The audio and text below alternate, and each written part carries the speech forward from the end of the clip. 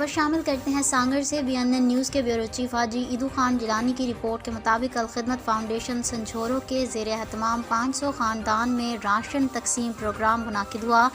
جس کے مہمان خصوصی یوتھ ونگ کے صدر محترم سردار زبیر احمد سولنگی صاحب تھے۔ اس موقع پر مقررین نے کہا کہ بڑی پارٹیوں کے رہنماؤں نے جھوٹے وعدے دلاسوں کے علاوہ عوام کو کچھ نہیں دیا۔ جماعت اسلامی اقتدار میں آ کر عوام محرومیاں دور کرے گی اور وہ دور خوشحالی کا دور ہوگا۔ بنیادی حقوق اور ان کی دہلیز پر ملیں گے، ملک کو عظیم اور ترقی کی راہوں پر گامزن کریں گے۔ اس موقع پر الخدمت سانگڑ کے صدر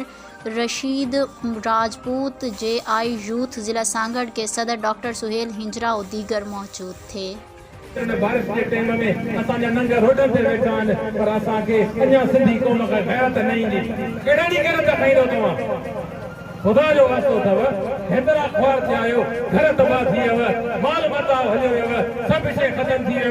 انیا تواں سجاگ نہ تھیندو انیا ستا پیا ہوندو تی قیامت وارے ڈی بھی خدا کرے اٹھو اللہ کے منو پنجے نہ معصوم بچن تے رام کھاؤ پنجی ہن جيڪي اللہ سائیں تواں کي هڪڙي جماعت ڏني ان جا ہٿ مضبوط ڪيو ان جا باہ ٻيلي ٿيو